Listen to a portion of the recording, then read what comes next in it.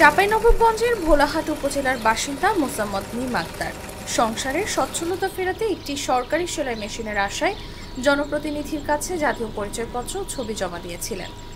তবে তার ভাগ্যে জোটেনি সেলাই মেশিন।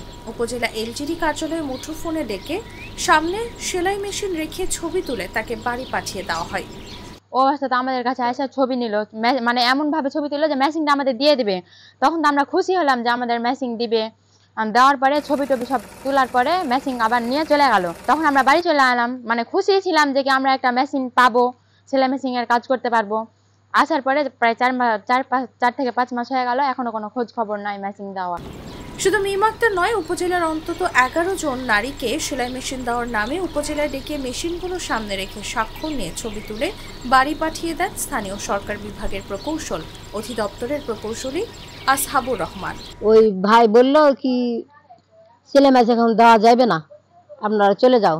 কিছুদিন পর ফের আবার ডাকলো যে ফের আবার সই সাক্ষাৎ নিয়ে ছবি তুলে আবার ছবি তুলেও ফের কয়েছে পরে দেওয়া যাবে, চলে যাও তোমরা।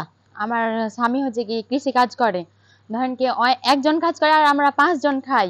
এখন ধরেন কি আমি যদি মেশিনের কাজটা করতে পারতাম তাহলে আমাদের মানে দুঃখটা ঘুচাতো, আমিও কিছু হয়তো সংসারে লাগাতে পারতাম। ভোলাহাট উপজেলা স্থায়ী সরকার বিভাগের প্রকৌশলী আসহাবুর বলেন, আমরা তো সেলাই মেশিন দিয়ে আবার নিতে পারি নাকি, যারা যেসব মহিলা পেয়েছে ওদেরকে নাকি আবার বলাচ্ছে যে যারা যারা পেয়েছে তারা যেন বলে যে পাইনি, এই জন্য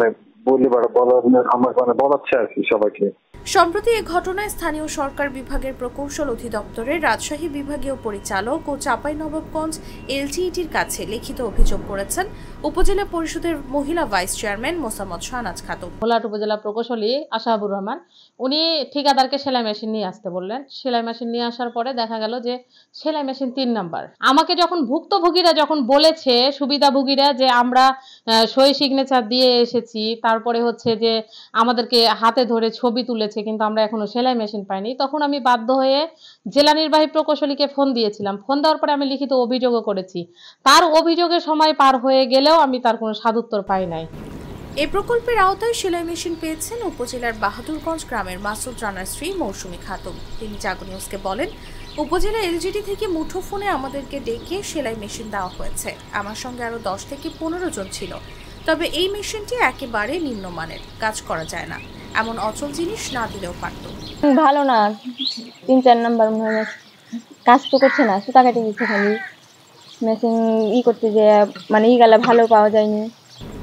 ভুক্তভোগীরা অভিযোগ করেছেন, সরকারি প্রকল্পের টাকায় সেলাই মেশিন দেওয়ার কথা বলে তাদের ডাকা হয় উপজেলাতে। তাদের সামনে সেলাই মেশিনগুলো রেখে ছবিও তোলেন উপজেলা স্থানীয় সরকার বিভাগের প্রকৌশল অধিদপ্তরের প্রকৌশলী আসহাবুর রহমান। তবে পরে ওই মেশিনগুলো তাদের না দিয়ে ফেরত নিয়ে নেন তিনি। আমি শুধু এইটুকুই বলি যে আমার এখানে যে উপজেলা নির্বাহী প্রকৌশলী আছে, এটার সাথে জেলা নির্বাহী প্রকৌশলীর কোনো যোগ সাজস আছে। কারণ আমি তার বারবারই ক্রাইমের অভিযোগ করি, কিন্তু উত্তর পাই না। সংশ্লিষ্ট সূত্রে জানা গেছে, 2021-22 অর্থ বছরের বার্ষিক উন্নয়ন কর্মসূচির আওতায় নারী উন্নয়ন ফোরামের জন্য মোট প্রাপ্ত বরাদ্দের 3% বরাদ্দ করা হয়, যার পরিমাণ 2,25,000 টাকা। এই টাকা দিয়ে 27টি হতদরিদ্র পরিবারের মাঝে সেলাই মেশিন বিতরণের প্রকল্প গ্রহণ করা হয়।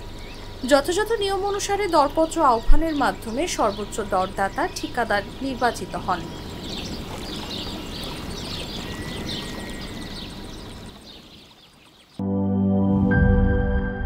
She is brave. She is free. A generous soul with many possibilities. Glaze Skin.